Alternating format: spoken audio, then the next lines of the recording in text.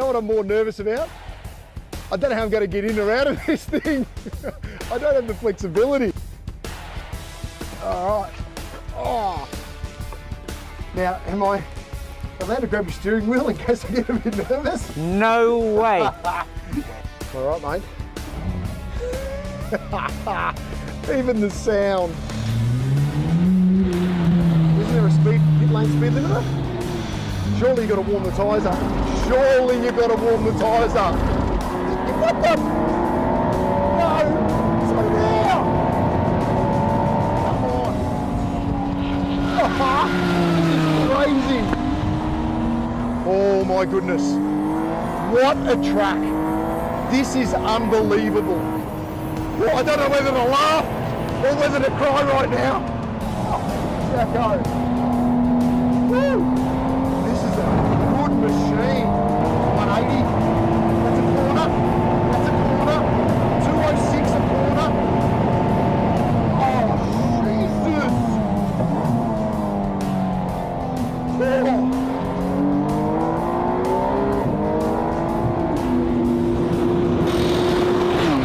Checkered flag. Woo! Woohoo! How cool! You know what, Jacko? I didn't get a chance to kick the footy rings out around an oval.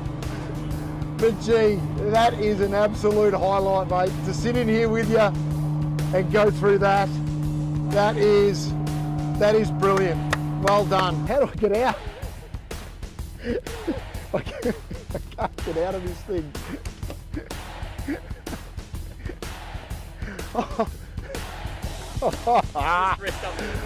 Oh my God, that's a lap and a half. A lap and a half. Oh, I'm shaking. Thanks for that. Awesome. Good luck for the season too. Well done.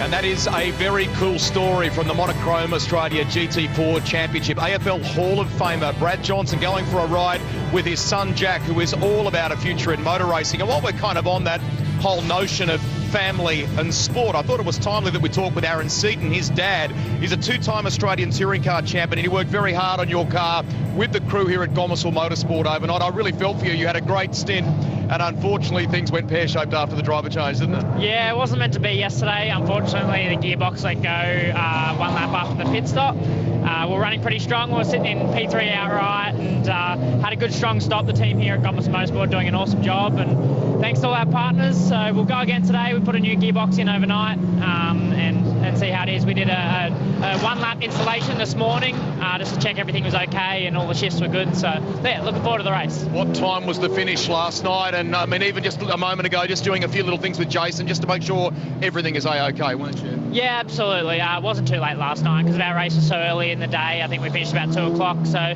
we were out here by about 6:30. So it was, yeah, pretty easy change, and we'll go back to the workshop and just strip apart the old gearbox and just see exactly what's failed. And yeah, focus on today. Finally, so let's do that. I mean, you are very much entrenched with this team. This class has expanded in season 2026. How are you finding that from a competitive standpoint? How are you going to play this one today? Yeah, it's very cool to see how the class has grown over the last 3 years. We're fortunate to be in the inaugural season in 2024, running Jake Camilleri in a Mercedes, and now we've converted over to the 3 Mustangs, which is cool for everyone having the same data, setups, team processes that just help push the whole team forward. I feel like we should have a strong race today. Obviously, the way that this class works, they've got pit stop penalties, so that will definitely help in our favour today because we don't have a pit stop penalty compared to our rivals who finished on the podium yesterday. So starting P3 in class, hopefully we can have a strong race. And yeah, just the level of competition's raised so much this year, so it's cool to see. Well done, mate. I love the way you paused and gave us that insight then. I reckon that's a really important story there from Aaron Seaton, who was a star coming through the Trans Am class and now very much entrenched here in Monochrome GT4. Have a great afternoon. Thank you. I thought I would come and have a quick chat to a man who's exceptionally busy this weekend, Tony D'Alberto. GT3, of course, you've been a long-standing part of that paddock, and now you step into GT4. How are you adapting to that Mustang? Yeah, I've really enjoyed watching GT4 over the last couple of years, so it's something that I've wanted to get involved in, and the opportunity came up recently with Jared to drive his Mustang, and I jumped at the opportunity. So great cars to drive, a little bit raw compared to the GT3. You know, there's still quite a quick car to drive, but probably a little bit more technique involved. So we're learning the ropes, still got a bit to learn, but enjoying my weekend so far in GT4. And of course, it's a record grid. There's 35 cars. There's an awful lot of extremely competitive drivers as well. So talk us through your Saturday race. It's chaotic. I can tell you, it's absolutely chaotic. I mean, all the cars got different strengths. So you go from the start of the race there, and the big Mustang passes a few down the straight, and then it gets gobbled up through the corners. So there's cars everywhere. It's all going on, but I've really enjoyed so far the battles. You know, a lot of young guys, a lot of really good drivers out there. So I've got to step up my game. No, you're great. You're great just the way you are, TD. Thanks very much. All go well this afternoon. Let's head up to commentary.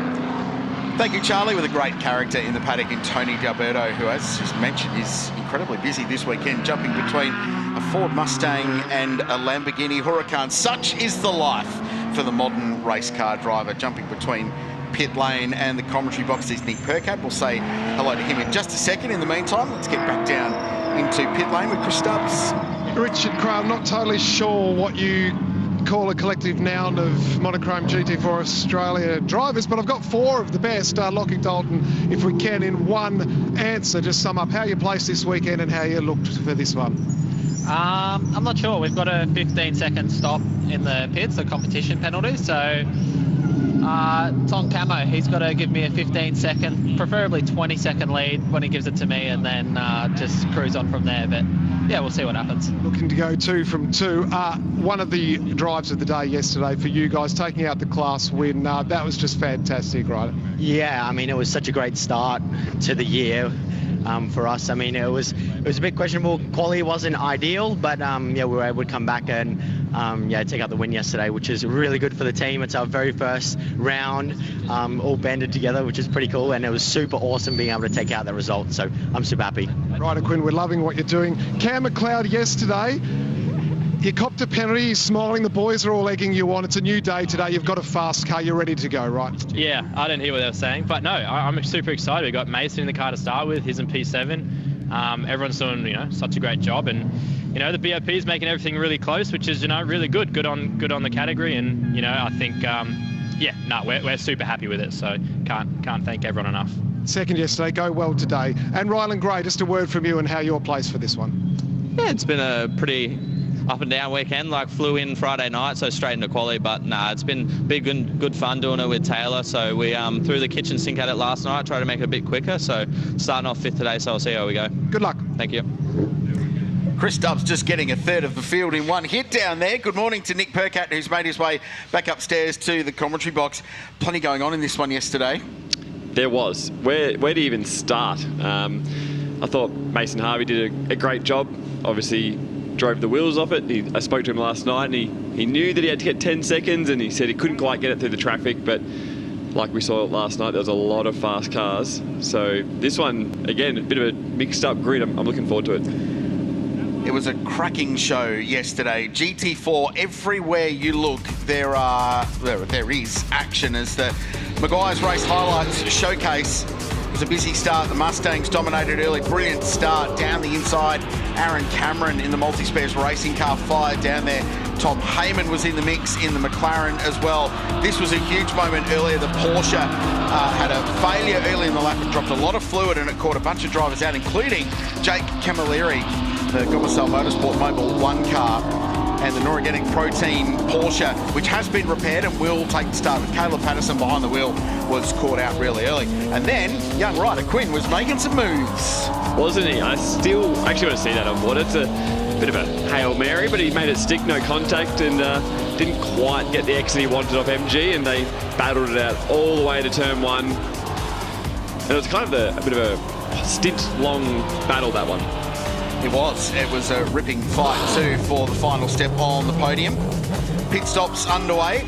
This car racing with a 10-second penalty towards the end there, which would ultimately cost them the race victory. They were leading on the road, had 10 seconds applied at the end of the race, and it would ultimately decide the silver class and would hand the win to Aaron Cameron and Lockie Dalton. However, it does mean they carry more pit stop time into the race today, 5 seconds more than the car that finished second. So the silver class went to Aaron Cameron and Lockie Dalton. The Silver Am class went to Ryder Quinn and Daniel Gillison. The Thunder Buddies Racing, it's a great team name, BMW M4. And the Am class, a brilliant drive for Chris Lillis and Nathan Callahan. The West Aussies in their Porsche got the win. So Mustang, BMW and Porsche winning the 3 classes in Monochrome GT4 Australia yesterday. Now, mandatory pit stop time in this category. There's a 10-minute window in the middle of the race. 25 minutes into the race it opens. It's 110 seconds, but if you win, you add 15 seconds to that. If you finish second, you add 10 seconds, and if you finish third, you add 5. So if you're fourth, it's just 110 seconds, and if you pit within 5 or 6 seconds of the race leader at that point, you're looking pretty good to come out in front at the end. So it's just a little strategic element that they need to keep in their minds when they get to the pit stop in race 2 of Monochrome GT4 Australia.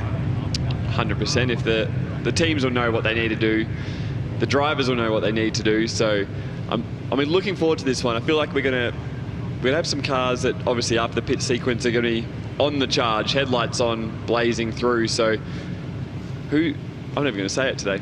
I'm not even going to put going anywhere near who I think might go well. If you weren't with us yesterday, my colleague Nick was a little concerned that he'd talk someone up and then they'd end off the road or have some kind of dramas.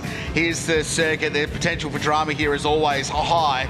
To be fair, 12 turns, just under 4.5 kilometres long. One of the best bits of bitumen in the land. World renowned, of course, for its history on 2-wheeled racing, but just as respected on 4 wheels as well. And they've been racing on the island for coming up 100 years. It is an incredible place for motorsport. Lots of history, lots of heritage. You go out for dinner down in Cowes, not far from here, where everyone stays, and there's MotoGP memorabilia on the wall of all the restaurants. It is a really cool place to come racing in, an epic landscape as well, looking out over Bass Strait. The weather that comes with it, well, you cop it just for being here at this place. It's pretty special, and it always promotes great GT racing. Let's see how this one plays out for Monochrome GT4 Australia, not far away from the cars rolling off behind the BMW safety car and then getting a rolling start. So based on what we saw yesterday, Nick, how are you looking forward to watching today? I'm looking forward to row 2. Murray and Johnson, 2 guys at the start of their career on board some very nice McLaren race cars. And you know what? They've quietly gone about their weekend. Johnson's obviously still very green, finding his way after running in Formula Ford last year. He's doing a great job, but the last name Murray in a McLaren, I'm sure he's going to show us what he can do out there, and I'm excited to see the way he takes the first 3-4 laps of this race, because if he's anything like his brother Cooper, he's going to put it all on the line and show us what he can do. Yeah, it'll be pretty speedy. Jack Johnson, William Exton, McLaren qualified 3rd for both races this weekend, so the Kiwi driver will jump in the back half of the race, so expect that to finish strong.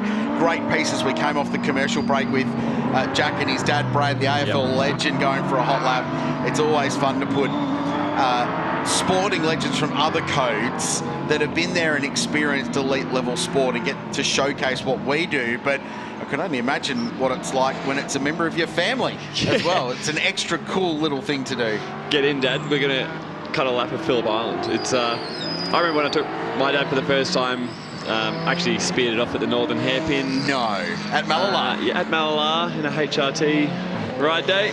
Bit of rear locking. Dad gave me a little clip over the shoulder. What's that about? Thought you're better than this. But no, been cool. When you can get anyone from your family in the car, it's pretty special. Was that before or after you won the Bathurst 1000? That's before. Okay. Yep. Okay. Well, it all worked out okay then, Still didn't it? fine. Don't crash with the passenger in the car is the objective. Especially Dad. Yeah, exactly. Especially a member of your family. So off the front in this one is the Toyota Supra of Daniel Frugas, who's running solo this weekend. So he's got an extra 5 seconds of stop time relative to those around him, having finished 3rd yesterday. But he was very, very speedy in qualifying. So pole for the silver class and outright, and then a podium finish yesterday was a really impressive result for the car run by GWR Australia, and one of only a few running solo this weekend in the outright class. So he gets an opportunity to lead this race to green. Aaron Cameron will start the Ford Mustang alongside him for Multi Spares Racing. We talked about Johnson and Murray, the two McLarens on the next row of the grid. Taylor Bryant is behind the wheel of the 67 Toyota Supra, with Ryland Gray to jump in that car in the back half of the race. No pit stop penalty time for them. They could be a little smoky for this one as it unfolds. Shearer in the Porsche has been flying under the radar. He's out of 6. Mason Harvey with Cam McLeod. So they're out of 7th in this race. They will have some extra pit stop time to serve, but you know they'll be fast. Jake Camilleri is next. Miedeke out of 9th, and Wallace rounding out the top 10. The leading AM class car is Walker, and then it's Kent Quinn behind the wheel of that Porsche that had the issues early on yesterday, leading the silver AM class. You'll be able to tell the classes by their numbers on our timing totem, and the race graphics appear throughout today's 1 hour race. Race 2 in Monochrome GT4 Australia after a really compelling start to our season yesterday. Let's see how this one plays out. Will it be the Toyota Supra that gets the jump, or will the grunt of the V8 Ford Mustang drag down towards turn 1 and lead early with the full-time supercars racer behind the wheel? What about those two McLarens? Always speedy. This is part of the joy of GT4 racing. V8 Mustang, 6-cylinder, straight 6 Supra, and then the V6 turbos of the two McLarens in behind. And then the Porsche just throwing into the mix as well on the third row of the grid. Beautiful Sunday. The Phillip Island Grand Prix circuit, the Shannons SpeedSeries and Monochrome GT4 Australia is underway. And the Mustang, with all that torque and mumbo from the big Ford V8, drags the Supra down into turn 1, and Cameron takes an early lead. Busy behind. Johnson on that curb on the inside at turn 1 as they go side by side and down towards the southern loop. Nice start, Cameron. Jet Murray was looking up the inside, so the two McLarens still side by side, fighting over 3rd and 4th place, but I think they've finally cleared themselves, and it's Jack Murray who's got in and off the road. That was Taylor Bryant bouncing off, and Nathan Murray's had a spin at turn 1 as well. But Taylor Bryant on the exit of Stoner Corner there with all 4 wheels off the road in the Supra, but looked like he was able to gather it up. 100%. And look at the grunt of these Mustangs off the line. So obviously Cameron shot straight to the lead, but Mason Harvey to 3rd and Miedeke to 6th. So they've managed to jump the rows ahead, and all but a few cars with Nathan Murray and having a little spin at turn 1. It's been a clean opening lap. Bit of side-by-side action. No issues through the hay shed today, which is great to see, and everyone's settling right in. How much of this experience that Aaron Cameron carries with everything he does, racing 14 times a year in supercars. He's been in the Mustang Cup this weekend as well. He's just got so much more experience than a whole bunch of these drivers at the front of the field. So putting that to good use early and building a really comfortable margin in that Mustang. Frugas next, and then Harvey, Murray, Miedeke, as you said, up a couple of spots already. This is a busy little battle. Both of these cars will feature a Quinn behind them at one point in this race. It's Sandra Gillison driving the BMW at the moment. Ryder Quinn will jump in. Ryder's uncle Kent is behind the wheel of that green Porsche. It's all happening there. Lots of Quinns. They all raced together at the Bathurst 12 Hour earlier this year. 4 of them. And it was absolutely impossible to know who was in the car at any given time. At least they're in different cars this weekend. Big slide from Frugas. Yeah. Through turn 1. That was wild. He's hustling on that cold tyre, but yeah, like you said, Aaron Cameron with that experience has just managed to eke away. We get a replay of turn 1. Oh, Nathan's been maybe tagged on the entry there. So it was Bailey Love in the Love Motorsport Mercedes AMG GT4, and then this Taylor Bryant on the exit of the southern loop. Did a good job to get it back on. Seen that a few times here at Phillip Island over the journey. Easy to do, especially in the opening lap. Cold tyres, low pressures. Everyone trying to hustle to get some early track position. Check the margin. Aaron Cameron at the line, it was 1.5 seconds. Might be more than that now. And Mason Harvey looking racy. So too George Miedeke. These Mustangs are going to the front in a hurry. They are. They seem to suit this circuit very, very well with their configuration of their engine and the torque. So I imagine, I'm not obviously driven it or I'm not out there, but I feel like they've come off the southern loop really well off turn 2, and then again pulling up the hill off Siberia, and it just probably makes them a little bit easier for them to pass.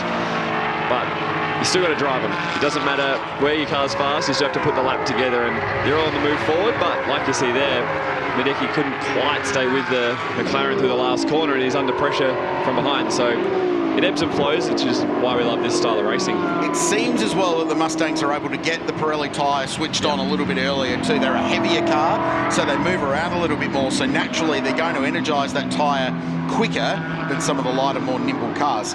The side effect to that is it might cost them a little bit later in the race. 100%, and I imagine all the guys in the McLarens yesterday, we saw them struggle early, or in the lighter cars, so I imagine they've tuned up their cars overnight to try and get them to effectively come on a little bit faster in the race and not lose so much ground and then take advantage of it late. So we'll see if they've managed to do that. It's easier said than done, and especially when, you know, sometimes it's just up to the weight of the car and the style of setup that's in those Mustangs.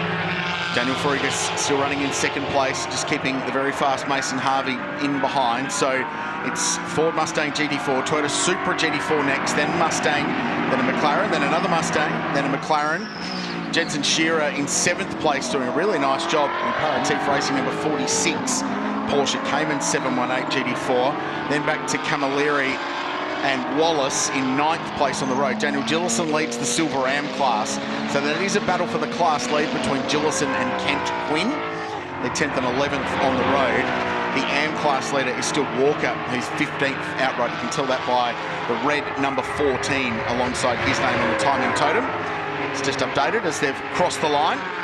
That is the ex-Medicki Motorsport car that George Medicki and Rylan Gray have been driving for the last couple of seasons. They've sold that in the off-season. They're in a brand new car this weekend. Wow. So 0 Ks outside of testing before the weekend, and the proven car that's been twice runner-up in the Silver Class Championship has gone into Walker's hands. He started last year in a BMW M4. So he stepped up into the Ford Mustang, one of 10 of them in the field this weekend.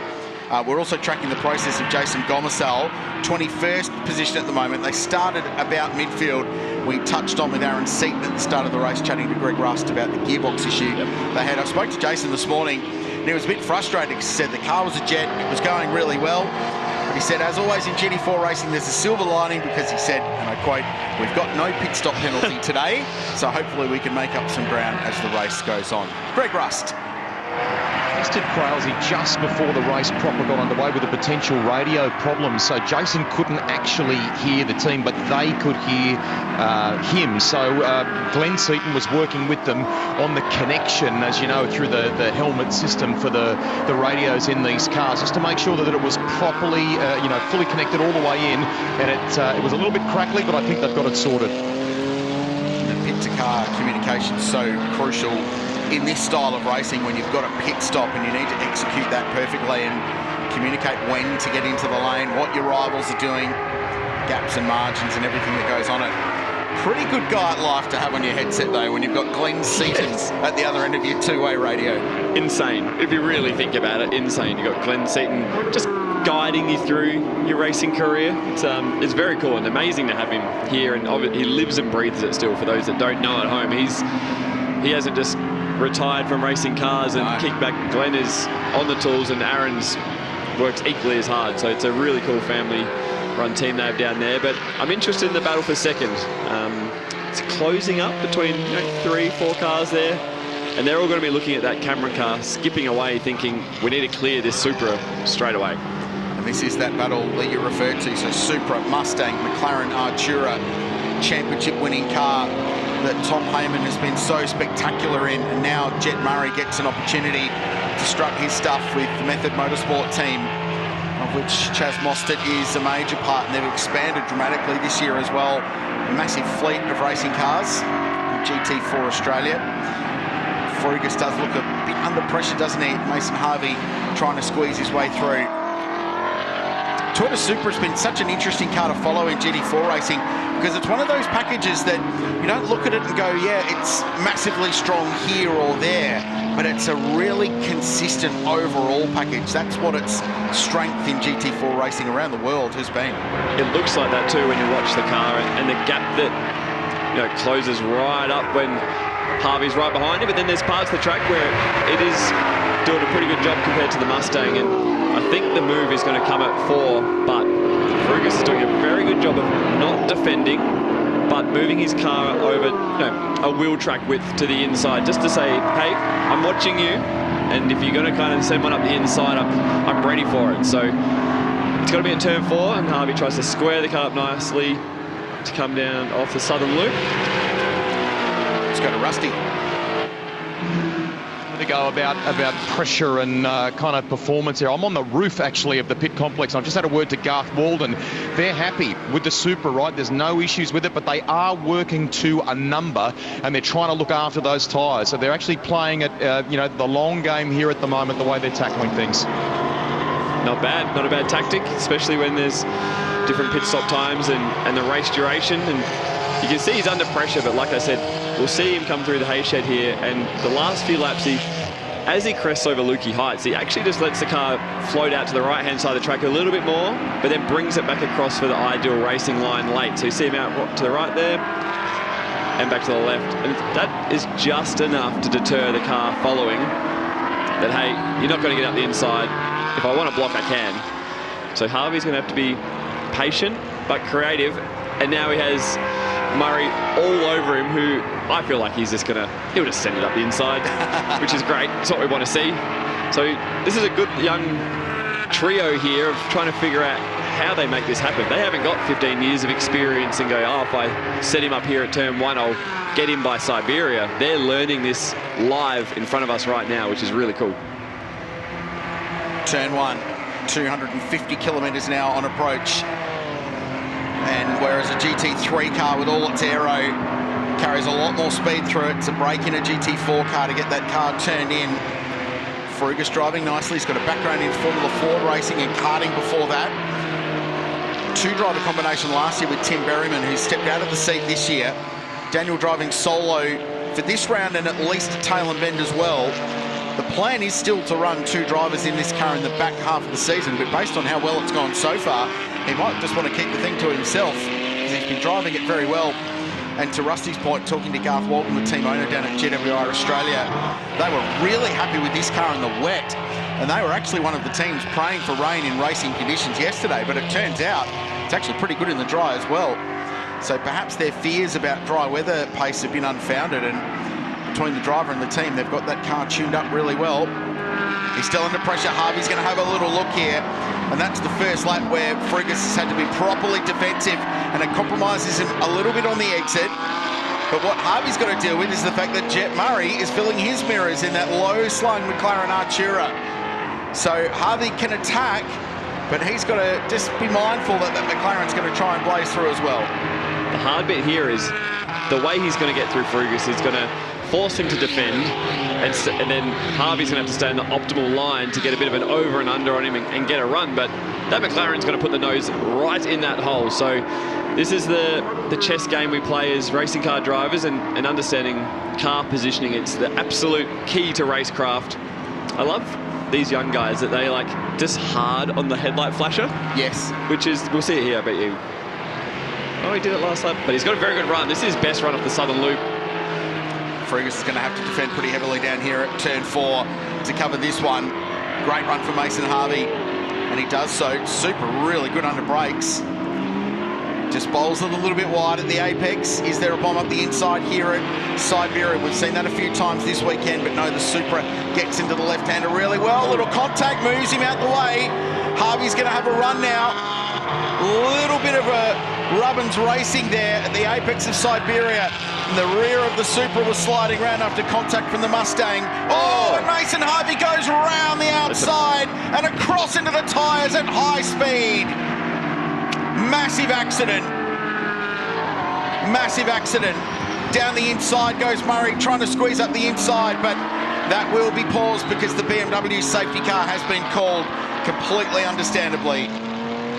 That's not what anyone wants to see. Obviously, they're racing hard. They're racing hard off Siberia, and I was wondering how much room is he going to leave him after he probably felt he's been rubbed up a little bit there off Siberia, but we never want to see a car in the wall through the hay shed at that speed. So hopefully Mason's okay. And yeah, we'll wait for our replay, but it's young guys, extremely hard racing, and probably, you know, you never know, they're not used to the aero of the cars and they actually suck together sometimes when you're side by side. And here we get another look at it. So Mason does touch him up 100%. We can all see that. And he gets the run on him. And this is where the side draft comes in. So the cars actually will move around a lot when they're side by side. So trying to go through one of the fastest corners in Australian motorsport, and yeah, it's just a bit awkward with car placement. It's a really tough one to call. I understand your silence there because it's such a difficult thing to do, to go side by side through the hay shed like that with an incident that kicked off a little bit further back. That is great news that Mason Harvey is out of the car and in the hands of Team Medical Australia, walking away from an utterly destroyed Mustang GT4 car. But great to see the safety systems that are inbuilt into these. And these are as safe as any modern racing car anywhere in the world at this level of motorsport. So it's done its job at high speed. But that's a 200 kilometre an hour bit of road. That's a very, very fast piece of racetrack. And like you said, the Ford Mustang there has done a great job. And all the manufacturers present cars that are extremely safe for the drivers and teams to work on even. So it's done its job. Phillip Island Circuit's done its job with you see the rows of tyres there. Obviously, you have a lot more rows of tyres depending on the speed of the corner. So everything's done what it needed. And I think we'll just get another little look at this one. This one, Mason they might ask him what's going on there. Yeah, so accidents like that start often a little bit earlier, and that was the start of all of it. It's what got them side by side in the first place. So that little bit of contact unsettled the rear end of the Supra, and then they went side by side into the hay shed. This from the drone cam, and there's the contact on the outside. And there's not a lot of opportunity there for speed to be washed off that Ford Mustang. At that point, it's hard, unless we were at Motorsport Australia and the stewards, we have all their on board and everything, it's hard to see where it kind of went wrong. It doesn't take much. A car is fully loaded up on that left rear tyre, 200k an hour, and a small touch does it. So we're behind the control of the BMW safety car. Let's get down to pit lane with Greg Rust. Krause, I've just wandered into Mediki Motorsport here, and they've kind of called for their drivers to get their helmets on and get ready here. Now, you can see Blake Tracy, who shares the car with George Mediki, the Lubramax Mustang, a couple of cars back behind where that incident happened. He's chatting with George at the moment, literally, just getting a bit of a brief on where the car is at the moment. I know you got to get ready. Is he happy with things while you're getting sorted there? Yeah, no, he's pretty happy. We're struggling in the high-speed corners. It's we've got a fair bit of understeer, so just trying to manage it the best we can. George is obviously making the best of what he can with the tyres, so I can jump in and try to chase down the leaders. And yeah, I'm sure when we get in, I'll do the best job I can at trying to get it rotated through that high-speed stuff and see what we can do. Just quickly, he was in kind of like a bird's eye spot there to watch what unfolded. That's a frightening crash. Did he say anything at all? He didn't say anything on the radio. He just said he was going to sit behind, just manage the tyres and let him go at it, and that they did. So I hope everyone's all good, and it's unfortunate to see a Mustang in the fence. Thank you. Thanks, Rusty. Nice update there with Tracy. He's a superstar of the future. George Mediki, big raps on that young guy who's already been making his mark in Trans Am racing recent years. Now, the reason everyone was getting ready for a pit stop is we're not that far away from the pit stop window opening, and this could be a reasonably lengthy safety car period while that recovery is completed at the hay shed on driver's right. And the circuit team will have to make sure that the tyre bundles and the barriers, the safety protection systems around the circuit are all good. And that will mean the pit stop window will open. What about Aaron Cameron? He's put a second into everyone every single lap of the race. And that lead was big. It was, and he was negating Correct. The impact of the 15 seconds that extra they have to serve in pit lane. So this safety car, even if they go back to green before racing resumes, is very costly for the multi-spares racing car. Word from race control is that the CPS window will open at 27 minutes into the race. So they've just allowed for a little bit of extra time for that cleanup so they can get back to green potentially before those mandatory pit stops unfold in pit lane. So that's sensible race management from Motorsport Australia Race Control. James Taylor is the race director for both Monochrome GT4 and GT World Challenge Australia, powered by AWS. same role that he provides for the Repco Supercars Championship, and Craig Baird does double duties as the driver standards advisor for both. So that will be an incident that Bairdo goes and investigates, I would imagine post-race, potentially, to have a look at that one. The best news is that Mason Harvey is out of that Ford Mustang and has been taken by the circuit medical team. He climbed out under his own steam. He'll go to the medical centre for precautionary checks here at Phillip Island, make sure he's all good. But certainly the car and the circuit safety systems did their job at a very, very high-speed bit of road.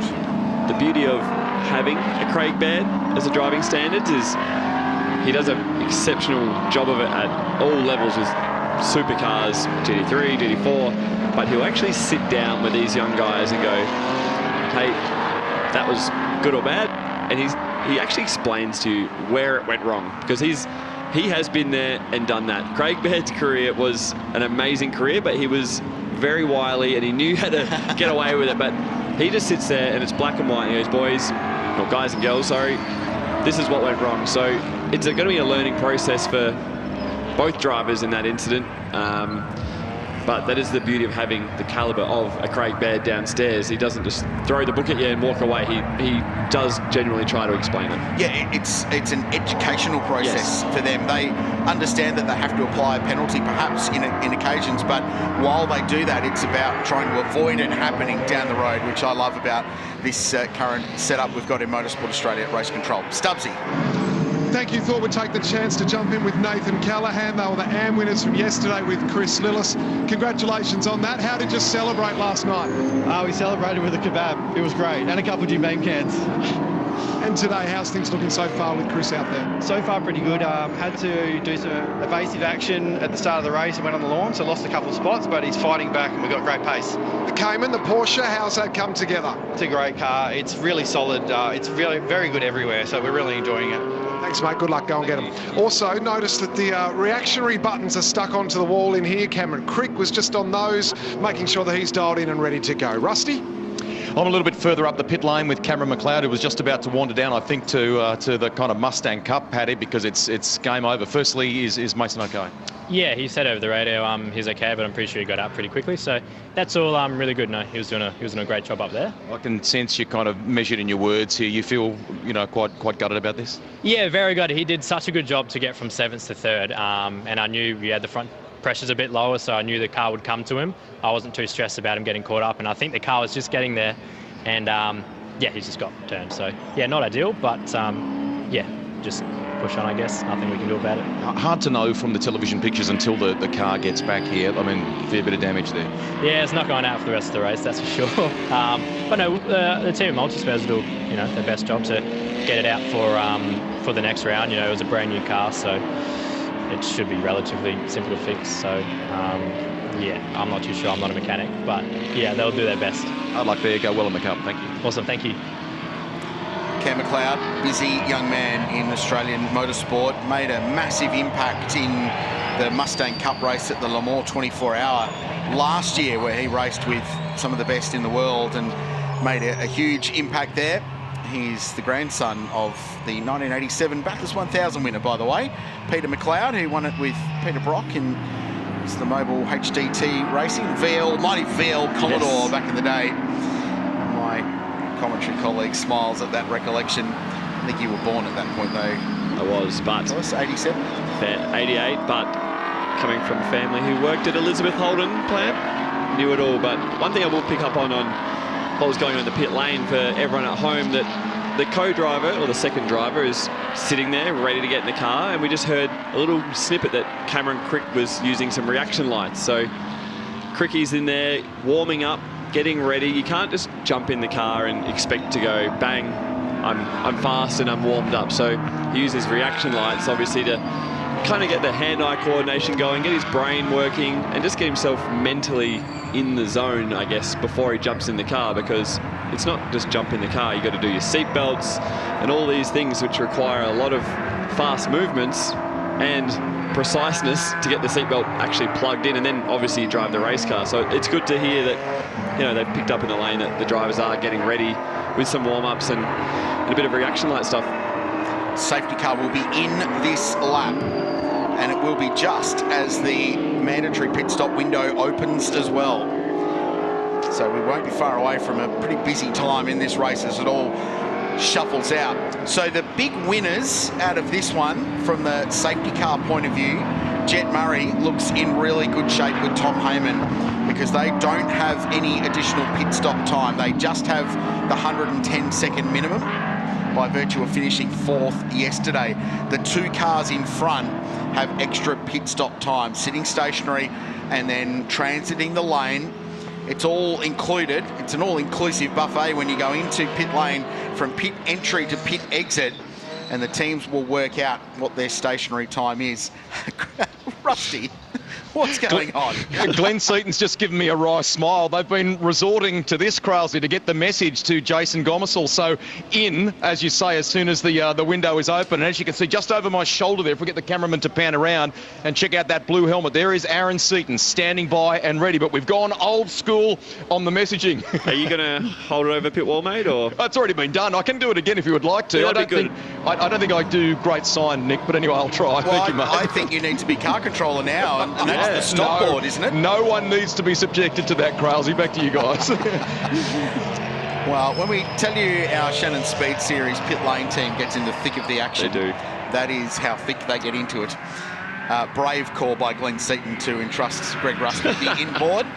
Let's hope that the message was passed on. I suspect we're going to find out very soon, because pit lane is about to be the busiest place at the Phillip Island Grand Prix circuit. And will they remember their pit limiters today? That's a very good question, because there were a lot of penalties in the race. Good point. 40 kilometres an hour. The pit lane speed limit line is a long way out from the pit lane itself, and you're attacking it at quite high speed, and there's not a lot of margin for error to exceed that 40 k's an hour, and it becomes a time penalty situation, and there were some quite big time penalties applied for that yesterday. Who pits straight away and who goes around and gets some green laps? Well, Method Motorsport are taking the opportunity to pit now. So, and that's an interesting little trick, because they can speed up for a little bit before getting back down. So that's free track position for those cars. So Jet Murray in the lane, Jack Johnson in the lane, Wallace in the lane, Jay Murray, Taylor Bryant, Jacob Lawrence as well. We're back to green flag conditions. The message to Multi-Spares Racing to Aaron Cameron will be head down, build as big a margin as you can in a short space of time. And what Aaron probably should have done, depending when he got the green flag call, was go as early as possible, because the Method cars were actually ahead of him on track effectively coming through the last corner. So that's a good little trick by the Method Motorsport guys, especially when they're up the top end of pit lane, and it's a quiet pit lane. So there's not 30 cars trying to do their pit stop right now. Looks like there's about 12 down there, rather than having it all stacked up and a lot of pressure. The stewards have invoked a drive-through penalty for car 9 for a driving infringement. So that will be the outcome of the contact with Mason Harvey at the Hayshed. Stubbsy. Yeah, certainly busy times down here at Method Motorsport. Of course, the team of the current Supercars champion, Chaz Mostert, when Ryan Sorensen came through just before, that's the single driver entry, it was Chaz out the front. He had the iPhone out, he was doing the count, making sure that the times were hit, and giving the thumbs up and giving the all clear to go for Ryan. So certainly all hands on deck down here. Thanks, Stubbsy. Yeah, he is incredibly involved in that business, and on the iPhone timing for the pit stop time, the stationary time, they will have worked out how long they need to be standing still in the lane, taking into account the transit time from pit in to pit out as well. So the leaders are about to blaze across the line at 250 kilometres an hour. The cars that have stopped are exiting pit lane. That's busy. It's really busy, but you basically go a lap down, completing a pit stop here with 110-second minimum lap time, minimum pit stop time. So the guys that pitted, they're effectively launching themselves out in the middle of other people's battles. So they need to be smart here, not lose time, because I feel like they may have a little advantage with how they've cut up when they're pitting. So if they're out there and there's a guy headlights on and he hasn't pitted yet, you're better off losing no time to him and just making sure your outlap's clean, smooth, and you hit your marks, and you'll see where it all unfolds in the next few minutes, but it's a busy racetrack, and it'll be hard to know who you're racing as well, because obviously you've come down the pit lane, you've jumped in for the first time on Sunday, and you've launched yourself out in the middle of the pack. Well, Tom Heyman, double silver class champion, is one of the best guys in the field to do it, so he's going to manage that. And the beauty is that on the rejoin, he's going to have warm tyres, he's going to know the conditions. The drivers that take over these cars that are yet to stop will be still getting up to speed. So Aaron Cameron now first, George Miedeke second, Fruga's third, but he's got that drive-through penalty to serve in this one, which is going to take him out of the equation as Cameron pits. So the multi-spares car peels off into pit lane, and George Miedeke will assume the race lead. Oh no, he doesn't. He's got a little timing issue, actually. I wondered if he had more performance in the car during that first stint, because he was driving away from the field as he just lays down a 35.2 on the restart. He's gone a lot faster than what he was going, so he had a lot of performance left, and he's got the gap out to 2 seconds. Unfortunately for them, he's not going to get the same margin that he had, but George Miedeke finds himself in a very good spot after a really good recovery drive yesterday. Picked up a few cars late, well inside the top 10, second on road now, and in a really good spot to capitalise on what's unfolded. So Frugas has served his drive-through penalty, and now he's going to have to stop again to serve the mandatory pit stop. AM-class contender Walker in pit lane. That's him on screen, bottom right corner of your screen now. Tony Quinn, Bailey Love and Nathan Murray all stop. Cameron continues onward, so a little timing glitch in that car. He disappeared off our timing totem for a while. Thought he might have dropped into pit lane, but he's continuing to lead. And as you said, with great pace over George Miedeke, Shearer yet to stop. The first car to have completed the mandatory stop is Ryan Sorensen in 10th position outright at the moment, AM-class leader. Tom Heyman scored in 15th, is still leading the silver class, but he's going to have to pass some cars to win this race as more cars elect to make their stops. And this time, I think the multi-spares car is going to come into pit lane. And Miedeke and Shearer.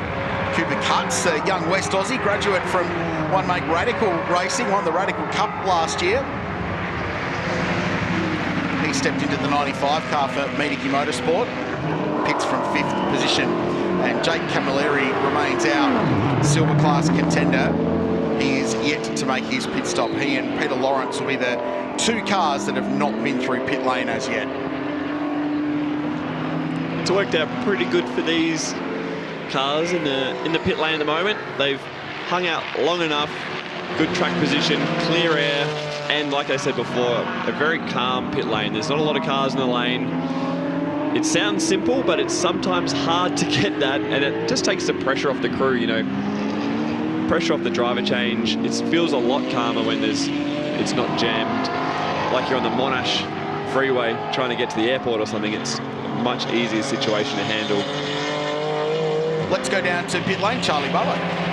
Thanks, Krause. I thought I'd get the opportunity to have a quick chat to Summer Rintoul. A big learning curve, not only were there tricky conditions yesterday, completely different ones as you learn to adapt to this McLaren. Yeah, the McLaren is definitely very different to the Mercedes. This thing is like a little go-kart on wheels, but it is definitely super fun to drive. Definitely still adapting to it here and there and still learning a whole lot about it. But today, besides the first couple laps there where I accidentally made a little bit of a mistake, it was definitely a positive in ripping out some fast lap times towards the end. And great to have some dry running. It was really challenging in the wet. I was having a talk to Jared Hughes earlier, and he said yesterday that McLaren in the wet was actually quite scary. Yeah, it definitely was very different. It was definitely on the more scary side. We think there may have been something a little bit wrong mechanically with the car.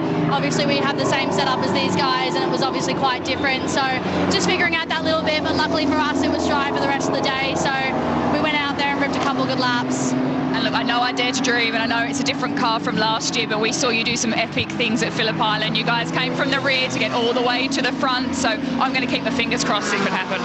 Yeah, fingers crossed. It'd be good to come home with a Phillip Island trophy this year. I think we got a trophy at every single round except for Phillip Island last year, so it'll be good to come home with one today. Thanks, Summer. Awesome, thank you. Nice work, Charlie, with Summer Rintoul. Yeah, She and Jared Hughes had a bunch of podium finishes last year, driving a Mercedes run by 888. Didn't quite crack it for a race win. They got close, but one of the highlights of last year was Summer getting a trophy at the Sydney Motorsport Park Round under lights on her 18th birthday, which was a really cool moment for last year's Monochrome GT4 Australia Championship. So the last two cars peel off into pit lane. I'm going to delve into regulations in a second, Nick, and I do this. I like it. Some amount of being circumspect about it, because regulations can be quite dry at reading, but there's some stewards' investigations going on about the way that these pit stops have played out. We'll just bring you up to speed and cleanse the order first, because Ryan Sorensen is going to find himself leading this race at an outright level. He was early into pit lane. He was one of those groups of cars that did stop early, and I'll come to the reason why in just a second. Across the line goes Tom Heyman, who is 35 seconds behind. Sam Paley is next in third place in the Wallace car, number 62. And then we go back to Willie Exton. The Kiwi has taken over the 114 McLaren that Jack Johnson started.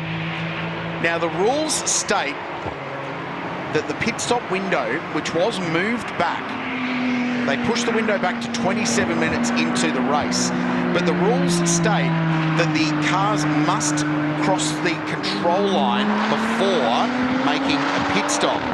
So cast your mind back. So on that restart, a whole bunch of cars peeled off into pit lane before the race actually started, before the cars got to the start line here at Phillip Island. That is what is being investigated by race control. According to the letter of the regulations, it's against the rules. You must cross the line first and then you can pit. So the race needs to restart fully before you can actually get into pit lane. So that is the investigation that is occurring. And also just checking, Ryan Sorensen has been in pit lane once, but he's not showing as having completed his compulsory pit stop. I think I saw him in prior to them, like two laps earlier than the other Method Motorsport cars. So yeah, and that makes sense. He shouldn't have 32 seconds over Tom Heyman. Heyman will be leading this race, so this should be the net race lead at the moment as Sorensen continues onwards. But there's clearly some arguments going between race teams and race control at the moment. Heyman second, Paley third in the Mustang, and Exton fourth. Taylor Bryant runs fifth. Though potentially Ryland Gray should be behind the wheel of the 67 car. Jay Murray in sixth place. That's an outstanding performance, one way or another. Outstanding. Then Blake Tracy, Aaron Seaton, Shearer and Hughes running out the top 10. Rusty. I've wandered into Mediki Motorsport. Let's just grab George very quickly. Hard work there, but the car feels good. How are you feeling? Yeah, look, overall balance is a little pushy. So just through the high speed, I was struggling a bit, but the car's obviously much better than yesterday. So I was able to make some moves and cruise up towards the front. Obviously, there's a huge question mark on all those cars that pitted while we were still under safety car. As the rule says, you've got to cross the control line first. But for the avoidance of doubt, both of your cars did not do that, did you? You waited. Absolutely, yeah. Saw the multi-spares car waited as well. So we think that's the right interpretation of the rule. But you know, we'll put Blake in now. He's a quick little steer, and we'll see how he goes. You spoke with him at length on the radio about the car, what it was doing, and what it might need in this second half of the race. Absolutely, yeah. There's definitely a real balanced trend with the car, as I say, and just a certain way of driving it. You know, so it's his second race in these cars, and whatever I can do to help him, you know, that's my role, to be the mentor. You know, I'm the old dog now, I suppose. I've been around for 20 years, and you know, I was always the young bloke. It's hard to deal with.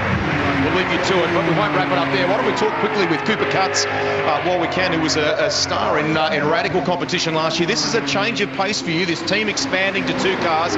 Really cool opportunity. How are you finding it? Yeah, it's great. I mean, it's really hot in there, as you can probably see by the state of me. I actually try to open my visor up to get some air, but we're in a cabin, so there's no air. So it's really hot. The first one was quite good. We had a bad qualifying yesterday, so we started about 20th, and then I think we worked up to about 12th. So now Blake's just jumped in, and yeah, we'll see how we go from now. Cool. Thanks for chatting with us. Thank you. Stubbsy? Thanks, Rusty. I'm here with Glenn Irwin. So Glenn's sharing the car again with his great mate Zach Suter. How's it been going so far this weekend? It was a rough start yesterday with the rain, because we didn't have any practice during the rain on the media day or the day before that. So we started from 8th, but it was a good day yesterday because like we climbed from 8th to 5th. It's just a shame that we had a 5 seconds penalty, otherwise it would be even better. But oh well, we continue today. We started from P9, and right now I think we're in 7th place, so the trend is keep positive. Could be even better. I saw a small problem on the pit stop when you came in. Just tell us what happened there, Glenn. Yeah, so the car has an automatic on and off button. If we press that button and we go below 10 Ks, the car will automatically shut down.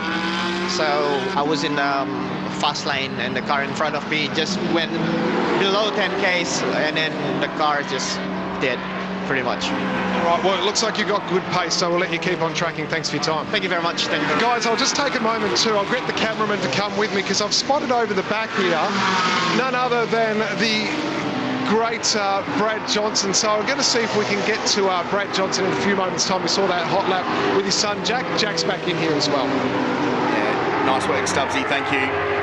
Yeah, it'll be cool to hear actually. They're in a really good position at the moment, sitting 4th on the road, but there's an asterisk over some of the cars that are in front with the pit stop dramas that we've been talking about.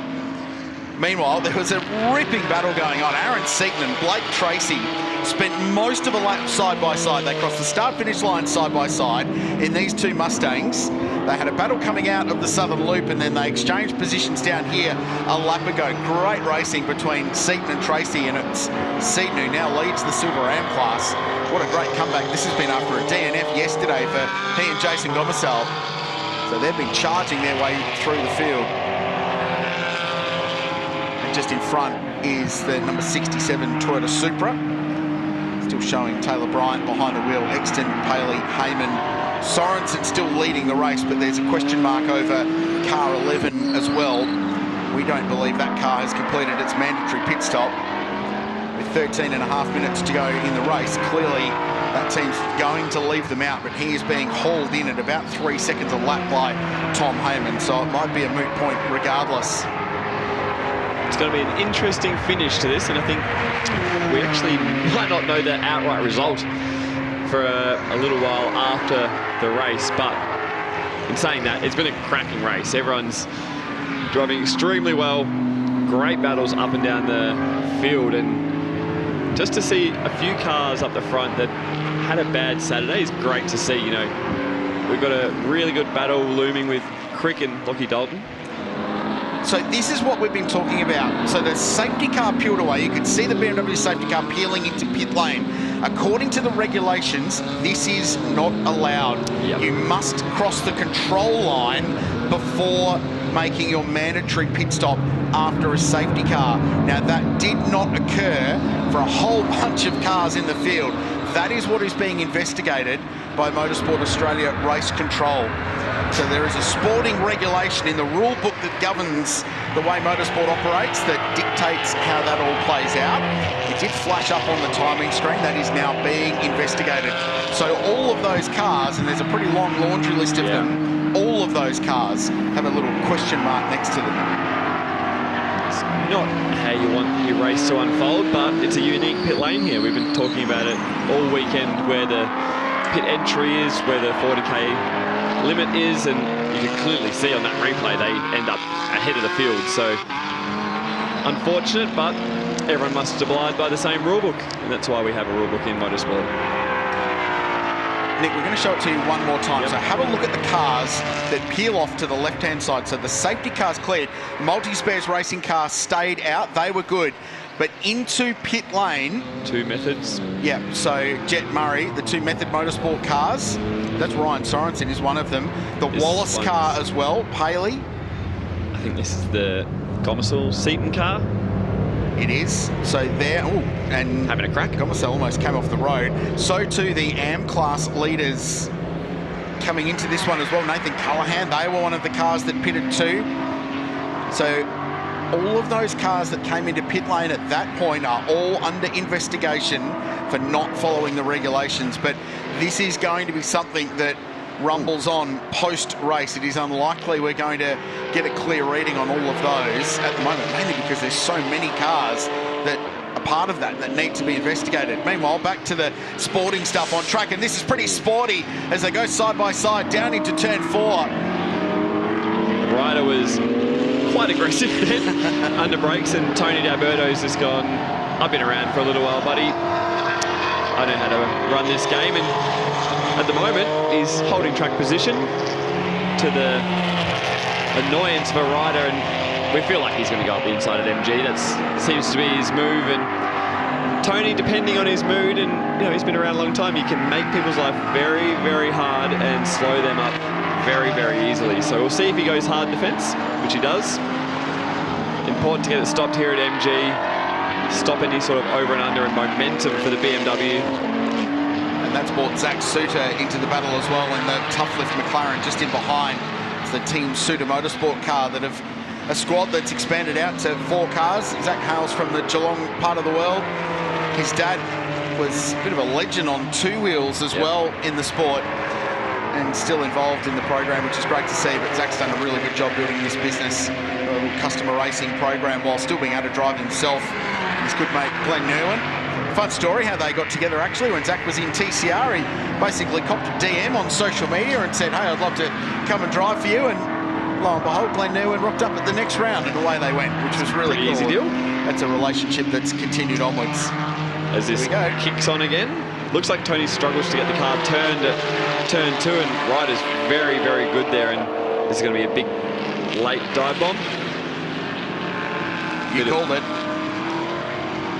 There's the pass, and the door is open for Suter to try and squeeze up the inside, but doesn't argue the point too much. They are battling at the moment for 18th, 19th and 20th position. Tony did well to see the McLaren there. They're so low. When you're in the midst of a battle, you actually have to have your wits about you with who you're racing. A little bit further up the field, Nick McBride behind the wheel of the Equity 1 Toyota Supra that he's sharing with Dean Koutsamides this weekend. He's got the Randall Racing BMW behind, and it's going very quickly because Lockie Manif is behind the wheel. Lockie's going to have a look up here at 12. Maybe try and squeeze the big bimmer up the inside of the Toyota Supra, and they'll go side by side down the Wayne Gardner front stretch here at Phillip Island. Nick is one of the most experienced racing car drivers in Porsche Carrera Cup history. Multiple race winner, more than 200 starts to his credit.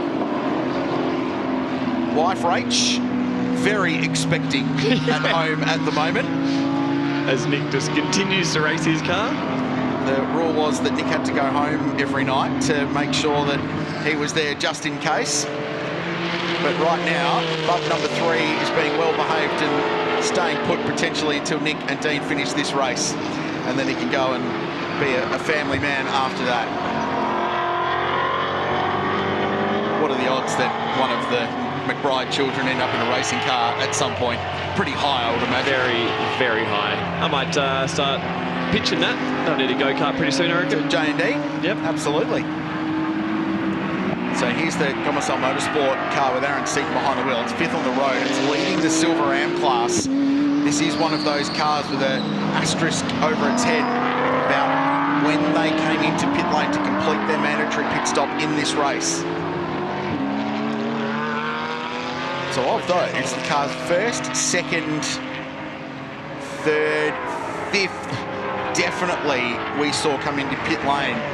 My question is, did car 114 pit as well?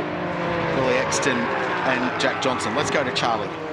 Thanks, Krause. I thought I'd take the opportunity to have a quick chat to Andrew Torty. Lachlan is currently in the car. Very different conditions today for you guys in the Supra. Lachlan's coming up on a battle pack very shortly, but let's talk about your day so far. Yeah, very different conditions today than there was yesterday.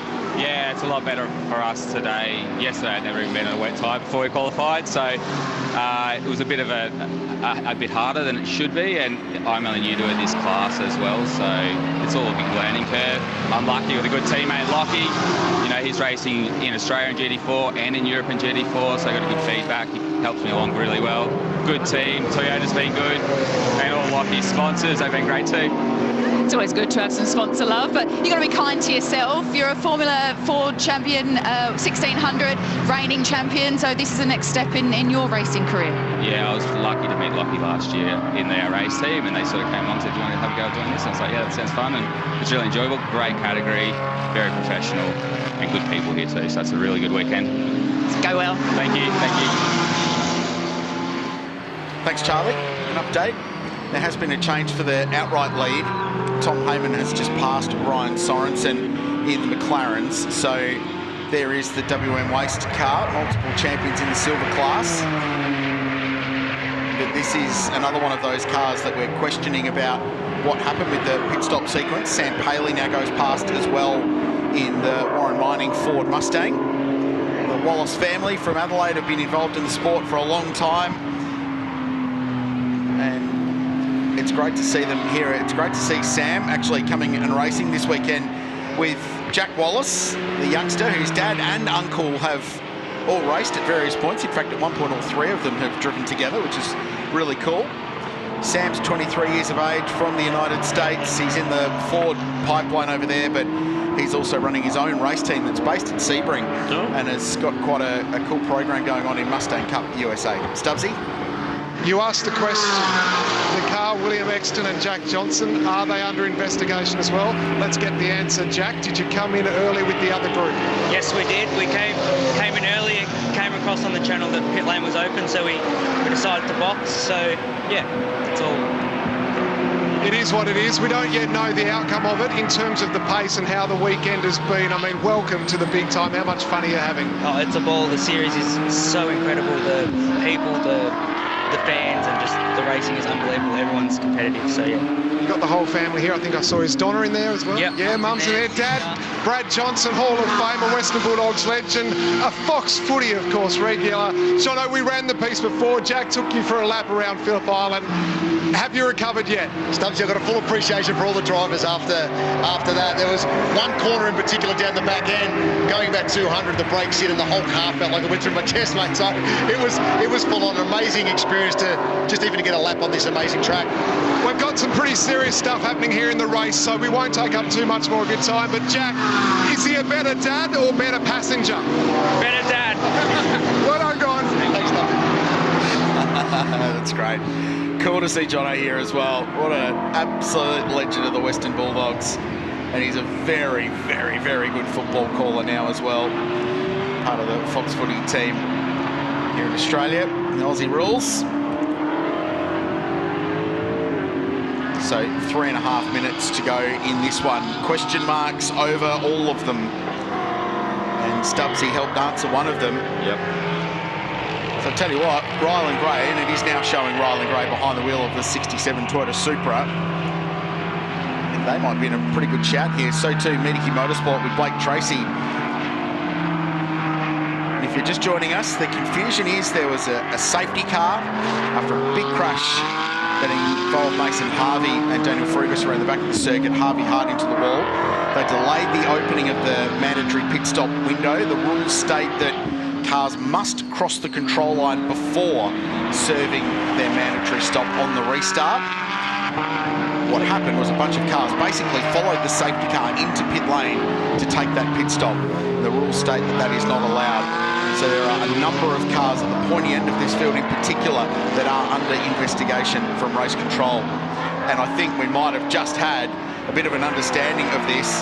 So there's been a 40-second time penalty for compulsory pit stop breach for cars 10, 27 and 62. That includes the car that is currently second on the road in the hands of Sam Paley.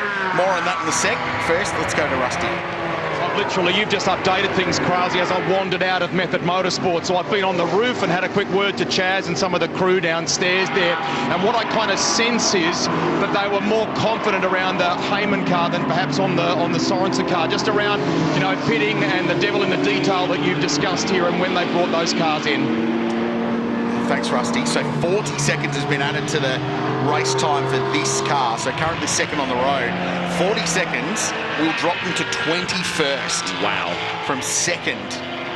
And it takes them out of silver class contention as well. The thing that's probably confusing to the teams is the pits are open, but the layout of Phillip Island and the pit lane, they, like you said, the control line is the issue, not when they did it, or the time and the monitor, and if the pit lane was open. So there's going to be some... I feel like the bottom of this comm box is going to be busy, where the steward's room is. Yes, when we go to walk down. Literally directly below where you and I are sitting right now, and there will be a very large queue of drivers to get up there. Exton's just passed Sam Paley on track, by the way. So right now the penalties have come for the 62 car. Lockie Dalton in the 27 is 14th on the road at the moment. They've got a 40-second penalty hanging over their head. Caleb Patterson's got 5 seconds. That was for a pit lane speeding earlier in the race. Dunstan as well, but I suspect that might not be the last time penalties added. They're trying to get them done before the end of the race, so we have an understanding of who's going to claim this one in a dramatic race too for Monochrome GT4 Australia. It's been a solid outing for the Dean Campbell Cam Crick car again. They've kind of mentioned them a fair bit this weekend. I feel like they qualified out of position. Cam's been chipping his way through the field, P12 at the moment. Yeah, as fast as ever. Yeah, Cameron. He and Dean Campbell will be back at the mountain next week to defend their Bathurst 6-hour win that they achieved from 66th on the grid in that race last year. Loving their GT4 program. They've really enjoyed getting involved in this category, and Dean in particular working with Cam to evolve his driving. The clock has ticked to 0. We're not far away from a checkered flag here at the Phillip Island Grand Prix circuit. Big 1 lap to go this time by. And this is the car that leads the race for Method Motorsport, defending champions in the silver class. Jet Murray sliding in alongside Tom Heyman for Method Motorsport.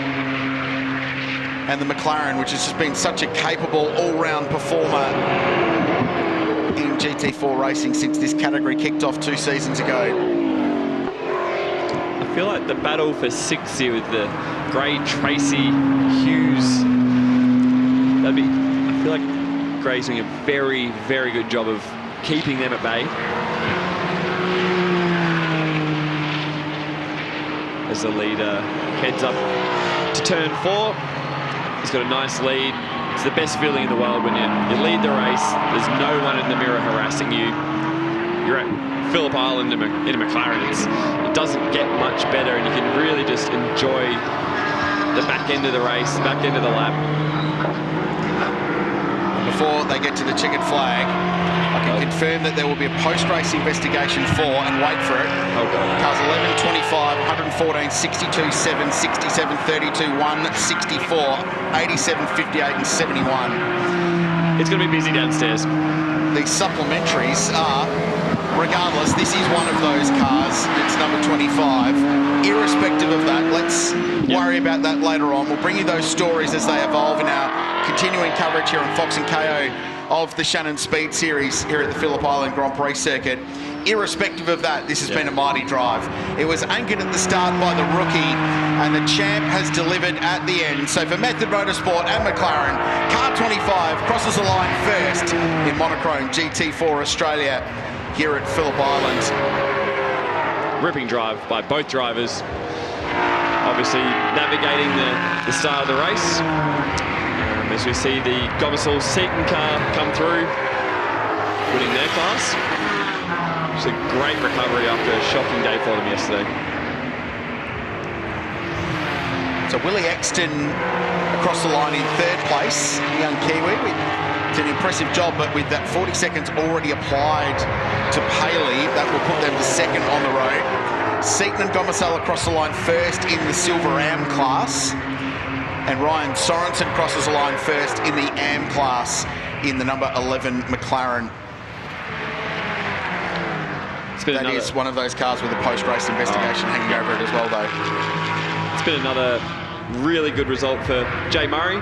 He had a solid day yesterday in P8, and he comes across the line here in P9 today. Solo drive, so it's another really good result for him and continues his learning process.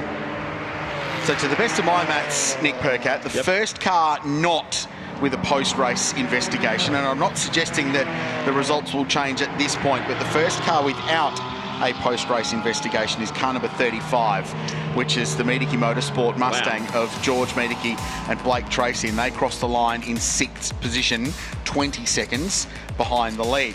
Right. So provisional results. They are very provisional at the moment. There's a bunch of post-race stuff that will need to go on in Monochrome GT4 Australia. Regardless of that, Heyman and Murray across the line in first place. Ryan Sorensen across the line in first in the AM class, and Aaron Seaton and Jason Gomersall. Regardless of what happens afterwards, what a comeback that is from yesterday, and some great drives throughout the field as well. Daniel Frugas unfortunately penalised earlier after that contact with Mason Harvey.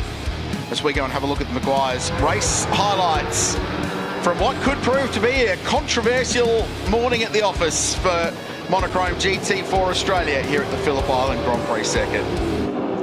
It was a calm start. Everyone was behaved. A little trip up for Nathan Murray at the back of the field, but it's always hard with the Consultina at turn 1. Saw a bit of off-road excursion off the exit of the Southern Loop. But this car was way too fast. It was gone at the start of that race. Yeah, it really was. Great drive for Multi-Spares Racing. They have unloaded quickly. Aaron Cameron and Lockie Dalton. Battles all the way through the field. This was the biggest moment of the race. Daniel Frugas, Mason Harvey, contact at Siberia, and then this whack, massive impact into the tyres at high speed. Not much velocity pulled out of that car before it made contact.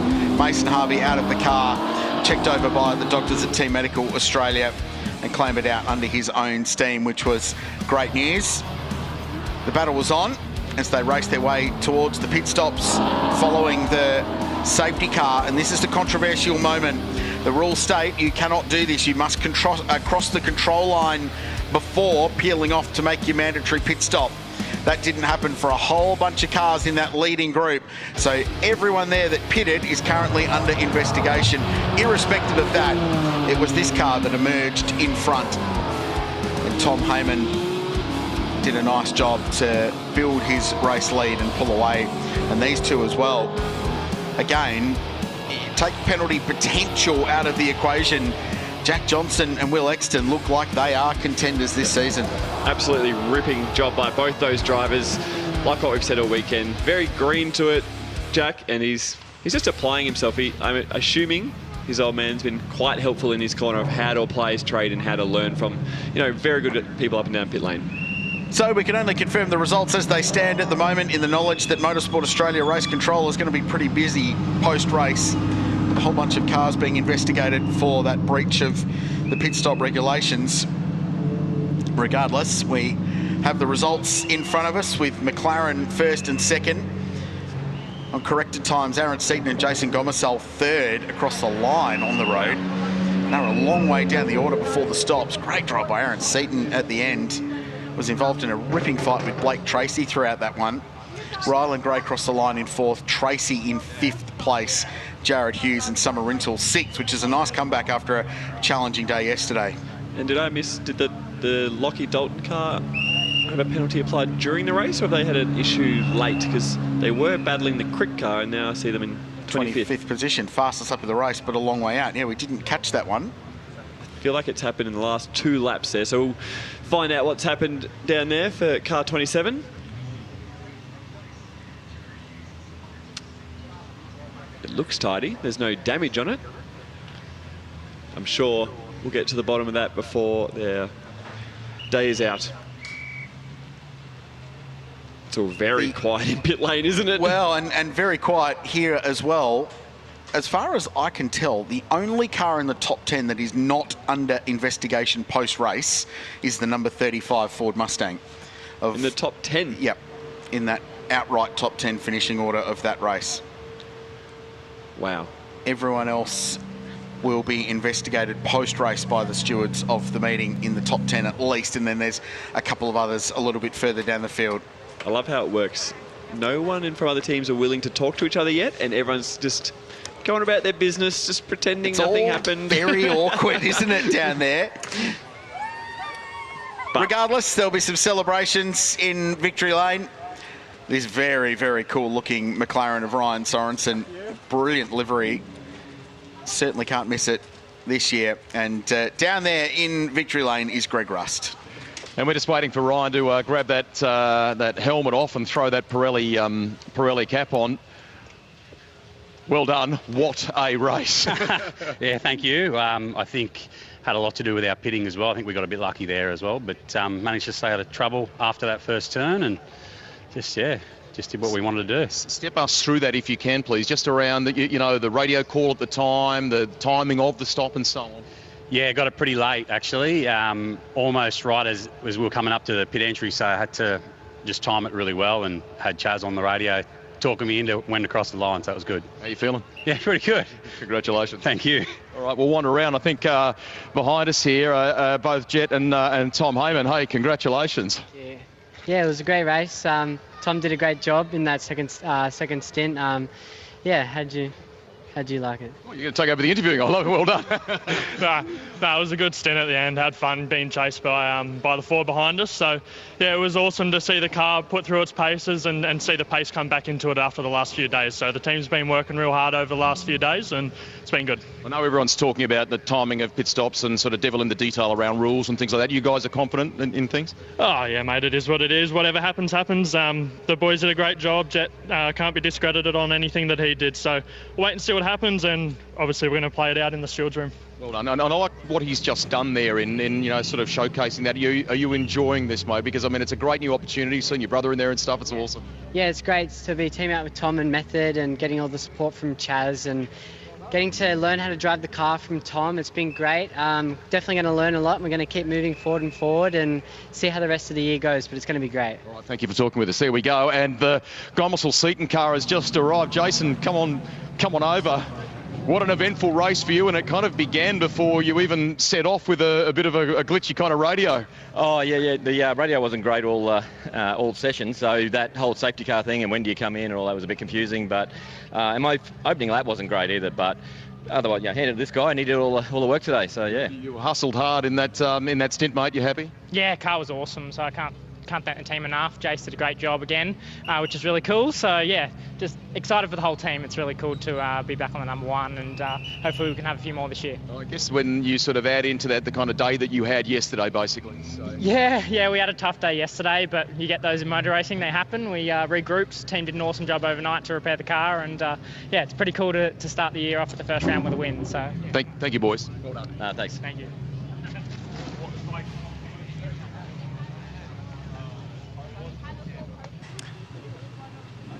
That's the news down there in pit lane. Let's have some more reaction from that one. Here's Charlie. Thanks, Krause. Just wanted to see what, from the man himself, Lockie Dalton, 40-second time penalty. It seems to be a bit of an incident with pit lane. Yeah, just unfortunately our race logic said we had half a second up our sleeve and we crossed the line and we go 2/10 under, and we used up our little 1 second advantage yesterday. So yeah, pretty harsh 40-second penalty for 2/10 in the lane, but is what it is. And then on top of that, for our good work yesterday, we get a 15-second competition penalty. So yeah, that roped us right out. But yeah, still awesome fun. Cars are fast. Yeah, we'll push on to the next round and try and win the rest. Thanks, Lockie. Thank you.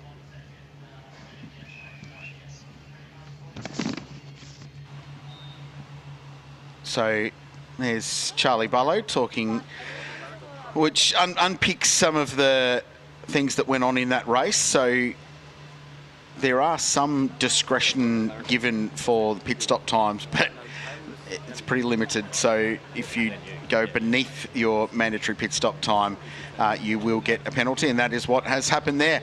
Right, provisional podium time for Monochrome GT4 Australia. Here's Greg Rust. Richard, thank you very much for clarifying that. It is time for the podium presentation for the 2026 Monochrome GT4 Australia Race 2, Round 1 here at the GT Festival at Phillip Island. Presenting the trophies today, Andrew Andrea, the sales manager on behalf of Pirelli. Please welcome the top 3 place cars for the silver class. We welcome firstly, in third place, from Team Suter Motorsport, William Exton and Jack Johnson. In second place, from Wallace Motorsport, How about it for Sam Paley and Jack Wallace? And first place from Method Motorsport, Tom Heyman and Jet Murray.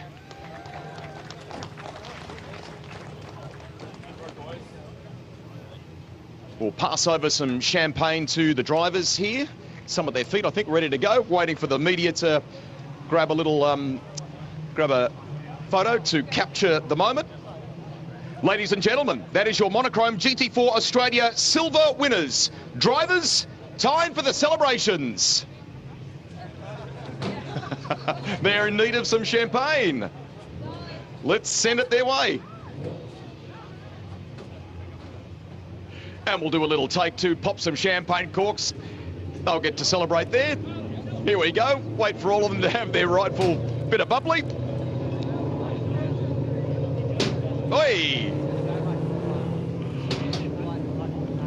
All right. We'll do a quick baton change, a quick reset if we can now, please. Getting ready for the Silver Am Cup. We'll get some fresh champagne out there and we'll get some trophies ready as well. Thank you.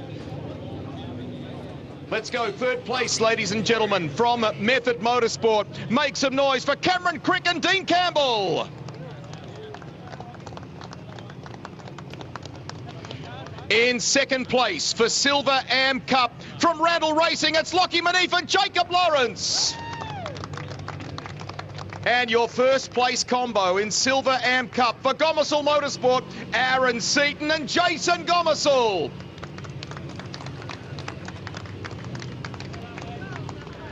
Got the champagne already at their feet. Good to go. We get those drivers up on the podium there. Thank you, Aaron. Smile team, get those trophies up nice and high. Ladies and gentlemen, that's your Monochrome GT4 Australia Silver Am Cup winners. Please put your hands together. And drivers, the celebrations are all yours.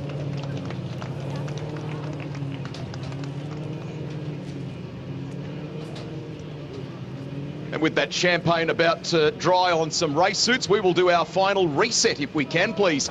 And get ready for the trophy presentation for Am Cup. Why don't we get some trophies on standby, on ready for those that have finished in the top three provisionally here in Am Cup. First up, third place for Love Racing by TSM. Ladies and gentlemen, Bailey Love. Second place trophy about to be delivered for Am Cup, and it goes to Randall Racing, to Peter Lawrence. Lovely cheers there from the family and friends. And in first place from Method Motorsport, make some noise for Ryan Sorensen. Ladies and gentlemen, that is your Monochrome GT4 Australia Am Cup winners. They too get to do a little bit of a smile, showcase and show off the trophies. Drivers, you can now grab that champagne. It is time for your celebrations in the Am Cup. Let's take you in the meantime back to Richard Crail. Thanks, Rusty. Monochrome GT4 Australia Podium, as chaotic as the race was itself. So much more to come your way from the Phillip Island Grand Prix circuit here at the Shannons SpeedSeries. The Mustangs are next, an absolute thriller yesterday as we count down to more GT World Challenge action as well.